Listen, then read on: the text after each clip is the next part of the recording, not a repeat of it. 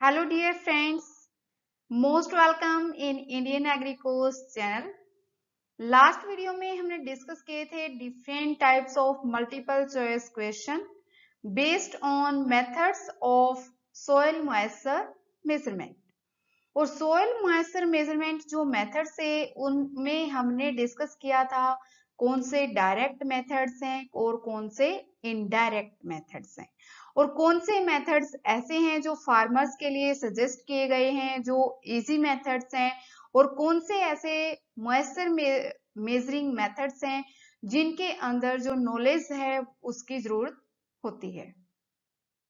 तो आज की जो वीडियो हम लेके आए हैं इसमें है डिफरेंट टाइप के मल्टीपल चॉइस क्वेश्चन और वो हम डिस्कस करने वाले हैं किसके ऊपर कि कैसा प्लांट का और वाटर का रिलेशनशिप होता है, क्यों वाटर प्लांट अब्जॉर्ब करता है और फिर उसको ट्रांसफायर करता है एयर के अंदर।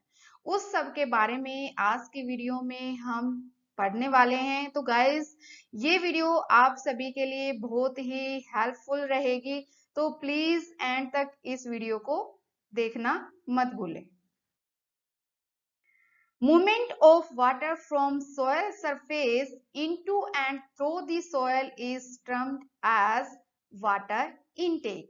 जैसे ही हम इरिगेशन देते हैं या फिर रेनफॉल होती है तो ये सोयल सरफेस है, वाटर जब यहाँ से एंटर करता है सोयल के अंदर एक ये प्रोसेस और जो ये डिफरेंट जो होरिजन है सोयल के अंदर जिनको हम बोलते हैं प्रोफाइल, इनमें से जब वाटर का मूवमेंट होता है इस प्रोसेस को एंटरिंग वाली को और थ्रो को दोनों को मिला के हम बोलते हैं वाटर इनटेक।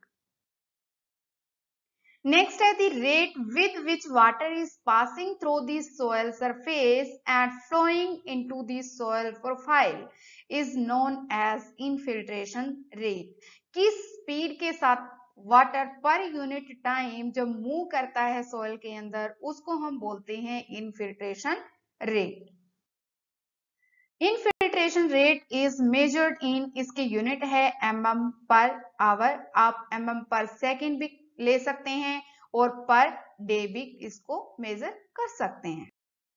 नेक्स्ट है total water potential in soils is expressed as. जो वाटर पोटेंशियल है, वाटर पोटेंशियल क्या होता है कि कितना जो वाटर की एनर्जी है किसी भी डायरेक्शन में मूव करने की, उसको हम बोलते हैं वाटर पोटेंशियल। और जब भी हम वाटर अप्लाई करते हैं सॉइल के अंदर या किसी भी मैट्रिक्स के अंदर तो उसका जो पोटेंशियल होता है किसी भी डायरेक्शन में मूव करने का वो क्या हो जाता है, कम हो जाता है। तो सॉइल के अंदर जो वाटर पोटेंशियल है वो हमेशा नेगेटिव होता है।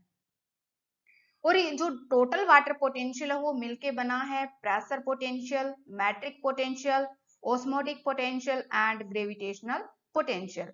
इसमें से दो पोटेंशियल ऐसे हैं जो पॉजिटिव हैं, एक है प्रेशर पोटेंशियल जो सेल की वाल पे लगता है, दूसरा है ग्रेविटेशनल पोटेंशियल।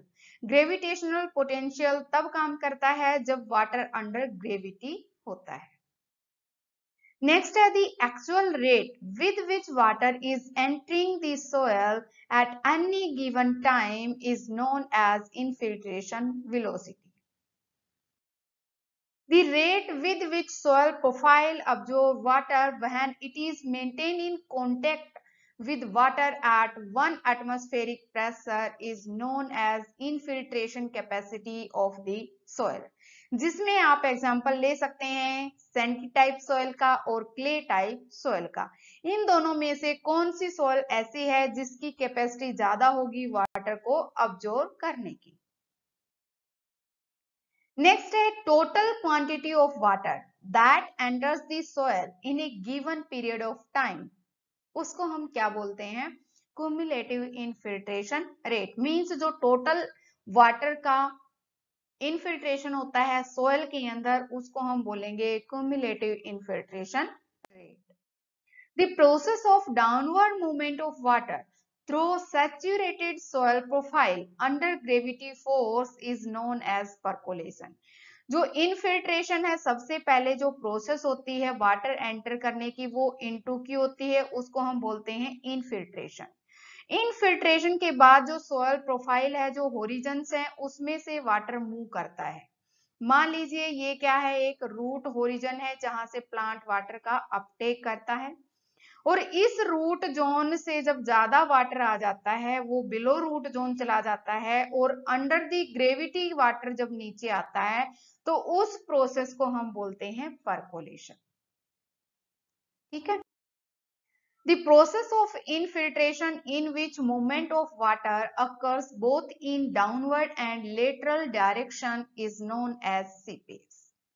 ठीक है, कि जो सीपेज होता है, जैसे कोई कैनाल है, आप सभी ने सुना होगा कि जैसे देखा भी होगा कि जैसे कैनाल बनी हुई है, कैनाल के थोड़ी सी दूर जाके वहां पे आपको वाटर का स्पॉट दिखाई देता है, तो वो due to the seepage. In a sandy saturated soil, the hydraulic conductivity is constant, ranging from 10 is power minus 2 to 10 is power minus 3 centimetre पर सेकेंड। हाइड्रोलिक कंडक्टिविटी क्या होती है कि किस सॉइल की कितनी कैपेसिटी है वाटर को मूव करवाने की। जैसे क्ले टाइप सॉइल है, एक सैंडी टाइप सॉइल है। तो सैंडी टाइप जो सॉइल है उसकी हाइड्रोलिक कंडक्टिविटी ज्यादा है, क्योंकि उसका जो पोर का साइज है वो क्या है, ज्यादा है। लेकिन जो क्या है, क्ले टाइप सॉइल है, उसकी हाइड्रोलिक कंडक्टिविटी कम है अंडर जो अनसैचुरेटेड सॉइल कंडीशन उसके अंदर। In a clay type saturated soil, the hydraulic conductivity is constant, ranging from 10 is power minus 4 to 10 is power minus 7 centimeter per second. One factor plays key role in changing hydraulic conductivity of the soil is the change in the composition of the exchangeable ion complex. Soil के अंदर exchangeable ion होते हैं जो अपनी position change कर लेते हैं, लेकिन जैसे ही इरिगेशन दी जाती है या फिर रेनफॉल होती है तो उस टाइम पे एक्सचेंजेबल आयन की जो कंपोजिशन है वो चेंज हो जाती है, और जैसे ही कंपोजिशन चेंज होती है तो उस सॉइल की हाइड्रोलिक कंडक्टिविटी भी चेंज हो जाती है। और अदर फैक्टर भी हैं जो हाइड्रोलिक कंडक्टिविटी को चेंज करते हैं, जैसे सॉइल का टेक्सचर है, सॉइल का स्ट्रक्चर है, और उसके अंदर प्रेजेंट टाइम पे कितनी मॉइस्चर है, ये सब हाइड्रोलिक कंडक्टिविटी को चेंज कर देते हैं। Which instrument is used to measure hydraulic conductivity in laboratory? जब एक सैंपल फील्ड से लेके लेबोरेटरी में लाया जाता है और उसकी हाइड्रोलिक कंडक्टिविटी जब मेजर की जाती है तो वो इंस्ट्रूमेंट है परमीमीटर। फिर है अगर फील्ड कंडीशन है और hydraulic conductivity below water table हमें मेजर करनी है तो उसके लिए दो मेथड हैं, एक है ओगर होल मेथड, दूसरा है pipe cavity method. Water always moves from, जैसे वाटर प्रेजेंट है सोयल के अंदर तो सोयल से वाटर कहाँ जाता है, प्लांट के अंदर, और प्लांट से फिर वाटर किस में जाता है, एटमॉस्फेयर के अंदर। ठीक है, या फिर सोयल सरफेस से डायरेक्ट किसके अंदर जाता है, एटमॉस्फेयर के अंदर। तो जो वाटर का मूवमेंट है वो कहां से होगा, high water potential to low. तो सबसे कम जो वाटर पोटेंशियल होगा वो किसका होगा, एटमॉस्फेयर का, और सबसे ज्यादा वाटर पोटेंशियल होगा सोयल का। सोयल से प्लांट की साइड जाएगा, प्लांट का किससे ज्यादा है वाटर पोटेंशियल, एटमॉस्फेयर से। सबसे कम किसका है, एटमॉस्फेयर का, और सबसे ज्यादा किसका है, सोयल का। Air water potential is always low, that's why water movement is towards from air through the plant। कहां से जाएगा, प्लांट से एयर की side. The ratio of actual water content to water content at saturation is termed as relative water content। अब जो हम discuss करने वाले हैं ये कुछ इंपोर्टेंट रिसर्च रिलेटेड टर्म्स हैं जो रिसर्च में भी इंक्लूड की जाते हैं, कि जो फिजियोलॉजिकल पैरामीटर्स हैं उनसे पता चलता है कि जो इरिगेशन शेड्यूलिंग है वो किस टाइम पे करनी चाहिए।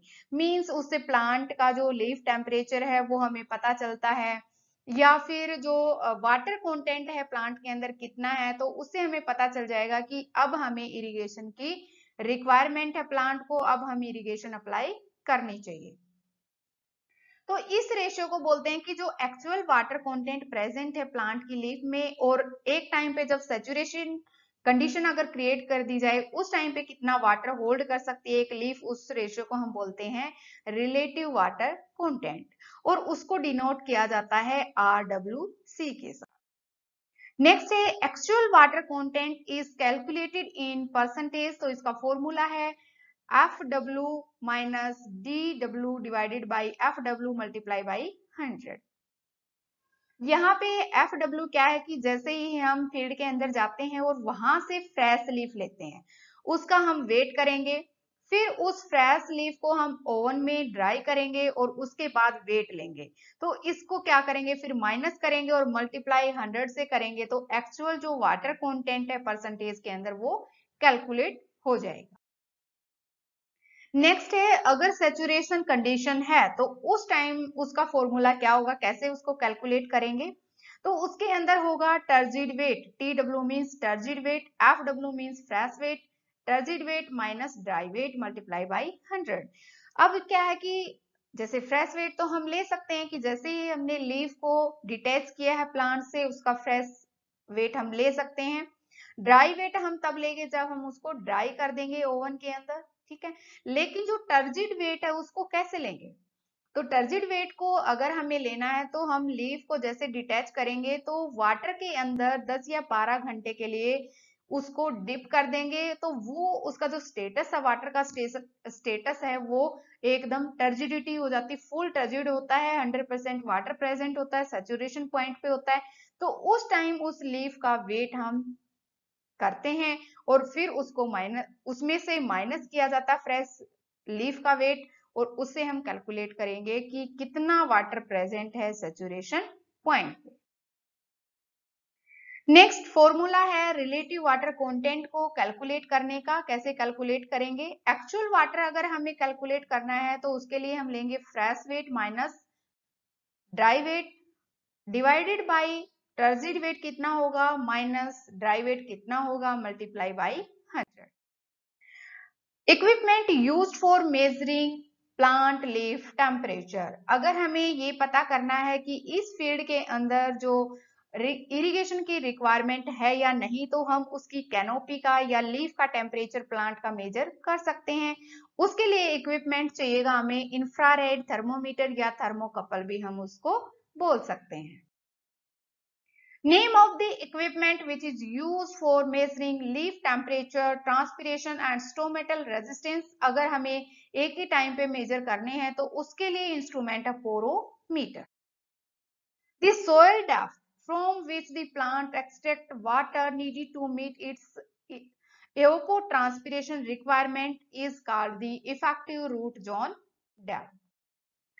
नेक्स्ट है example of shallow rooted crops, तो सैलो रूटेड जो क्रॉप्स होती हैं उनकी जो डेप्थ मिलती है वो 60 सेंटीमीटर तक मिलती है सोइल के अंदर, और उसमें एग्जाम्पल है राइस का, potato, cabbage, cauliflower and onion.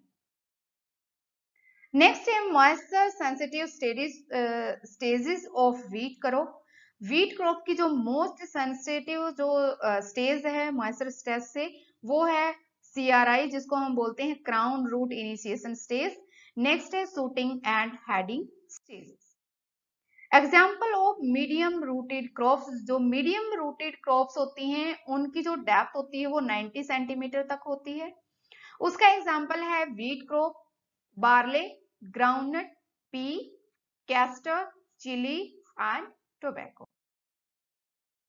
अब जो 1 सेंटीमीटर तक जिन क्रॉप्स की रूट जाती है उनको हम बोलते हैं डीप रूटेड क्रॉप्स, और वो है मोस्टली जो C4 प्लांट्स होते हैं, जो लॉन्ग प्लांट्स होते हैं जिनमें जो फाइनल प्रोडक्ट होता है वो 4 कार्बन कंपाउंड होता है, तो वो है maize, cotton, sorghum, pearl millet, sugarcane and soybean.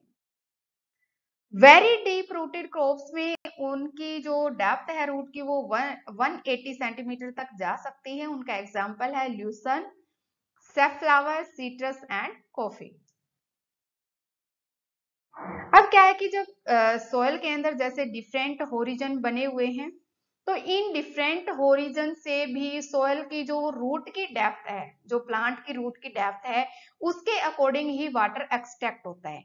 जैसे अगर सेलो रूटेड है तो वो ये जो फर्स्ट क्वार्टर है यहाँ से वाटर अपटेक करेंगे, अगर इससे डीप में है तो सेकंड जो लेयर है वहां से वाटर एक्सट्रैक्ट करेंगे, अगर जो थर्ड और डीप में जाती है तो थर्ड क्वार्टर से, अगर और डीप में जाती है तो फोर्थ क्वार्टर है वहां से मॉइस्चर का एक्सट्रैक्शन करेंगे। ठीक है, तो जो अपर लेयर होती है वहां पे जो रूटलेट्स होते हैं, सबसे ज्यादा वाटर का अब्जॉर्प्शन वहीं से होता है।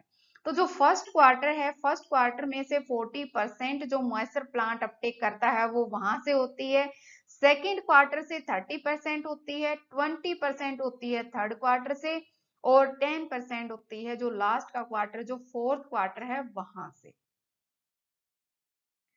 The period of crop during which growth and development occur, और वो स्टेजेस क्या है, सेंसिटिव है to moisture stress than other stages, is known as moisture sensitive period. ठीक है, मीन्स जैसे टिलरिंग स्टेज पे मॉइस्चर स्ट्रेस हो सकता है, या फिर फ्लावरिंग स्टेज पे हो सकता है, हेडिंग पे हो सकता है, या मिल्किंग स्टेज पे मॉइस्चर स्ट्रेस हो सकता है। तो उस जो ड्यूरेशन है उसको हम बोलते हैं मॉइस्चर सेंसिटिव पीरियड, या फिर उस स्टेज को बोलते हैं मॉइस्चर सेंसिटिव स्टेज। तो जो राइस की मॉइस्चर सेंसिटिव स्टेज है वो है panicle initiation, heading and flowering, और मेज के लिए है टेसलिंग एंड सिल्किंग स्टेज जो मोस्ट इंपोर्टेंट है।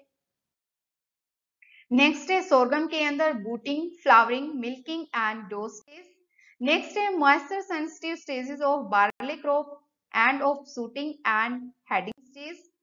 और पर्ल मिलेट की जो वाटर सेंसिटिव स्टेजेस हैं वो है heading and flowering. Groundnut के लिए है फ्लावरिंग टाइम पे, या फिर जो पैग पेनिट्रेशन होता है, या फिर अर्ली पोड जो डेवलपमेंट स्टेजेस है उनके ऊपर वाटर स्ट्रेस का बहुत ही ज्यादा इफेक्ट जाता है। अगर जो वाटर सेंसिटिव जो मॉइस्चर सेंसिटिव स्टेजेस पे इरिगेशन नहीं दी जाती है तो सबसे ज्यादा इफेक्ट आता है क्रॉप की यील्ड पे, ऑटोमेटिकली उस क्रॉप की यील्ड डाउन आ जाती है। नेक्स्ट है moisture sensitive stages of sunflower, flower bud initiation, head initiation, flowering and milking stage ऐसी है जिनके ऊपर प्लांट को ज्यादा वाटर की रिक्वायरमेंट होती है। अब शुगर केन के अंदर जो मोस्ट इंपोर्टेंट स्टेज है वो है फॉर्मेटिव स्टेज, और some time early tilling stage भी मोस्ट इंपोर्टेंट स्टेज होती है। नेक्स्ट है moisture sensitive stage of the cotton, flowering and boll development stage. अगर जैसे ही बोल डेवलपमेंट में प्लांट को वाटर स्ट्रेस होता है और उस टाइम पे अगर वो वाटर नहीं दिया जाता, इरिगेशन नहीं दी जाती या रेनफॉल नहीं होती, तो सबसे ज्यादा जो बोल जो गिरते हैं और फ्लावर ड्रॉपिंग की प्रॉब्लम आती है। ठीक है, cereals are highly sensitive to moisture stress during the panicle initiation and flowering. जितनी भी सीरियल क्रॉप हैं उन सभी में पेनिकल इनिशिएशन पे और फ्लावरिंग टाइम पे वाटर की रिक्वायरमेंट होती है, और जितनी अदर स्टेजेस हैं सबसे ज्यादा यहाँ पे रिक्वायरमेंट होती है, तो इस टाइम पे इरिगेशन अवॉइड ना करें। नेक्स्ट है पल्सेस के अंदर ऐसी कौन कौन सी स्टेजेस हैं, वो है फ्लावरिंग और पोड का डेवलपमेंट। नेक्स्ट है ट्रांसपिरेशन और एवापोरेशन, दोनों को मिला के बोला जाता है एओपो ट्रांसपिरेशन। एवापोरेशन क्या है कि जो वाटर है या तो जो ओपन सरफेस एरिया होगा सोइल का, या फिर ओपन जो वाटर सरफेस बॉडी होती है वहां से जब वाटर का एवापोरेशन होता है वो किस टाइप की प्रोसेस होती है, वो डिफ्यूजिव टाइप की प्रोसेस होती है। दी total water loss from soil surface through evaporation, एक प्रोसेस के द्वारा जो वाटर का लॉस होता है। दूसरा, प्लांट की जो कैनोपी होती है, जो ग्रीन कैनोपीज होती है वहां से वाटर वेपर एटमॉस्फेयर में जाते हैं। इन दोनों प्रोसेस को मिला के बोला जाता है evapotranspiration. How much solar radiation required, जैसे वाटर है, वाटर लिक्विड फॉर्म में प्रेजेंट है, अगर एटमॉस्फेयर में जाएगा तो वो वेपर फॉर्म में जाएगा, तो वाटर लिक्विड फॉर्म से वेपर फॉर्म में कन्वर्ट करने के लिए उसको कितनी एनर्जी चाहिए, वो है आंसर 590 कैलोरी पर gram of water at 90 degree Celsius temperature. The process by which soil water in the form of vapor leaves the plant canopies enter the atmosphere is termed as transpiration. Next है, अगर हमारे पास 1 hectare surface area है और उसमें से अगर 1 mm water का loss होता है और पर डे हमें कैलकुलेट करना है तो वो किसके इक्विवेलेंट होगा? वो होगा 10 metre cube per hectare per day. ये हम कैसे कैलकुलेट करेंगे? जैसे 1 हेक्टेयर के अंदर कितना एरिया होता है? 10,000 मीटर स्क्वायर, ठीक है। और 1 mm किसके बराबर होता है? 10⁻³ मीटर के इक्वल। तो इसको जब हम कैलकुलेट करेंगे तो वो आएगा 10 metre cube per hectare per day. तो गाइस, आज की वीडियो को हम यहीं समाप्त करते हैं। प्लीज वीडियो को लाइक कीजिए, चैनल को सब्सक्राइब कीजिए और वीडियो को ज्यादा से ज्यादा शेयर कीजिए। मिलते हैं नेक्स्ट वीडियो के साथ। Thank you so much.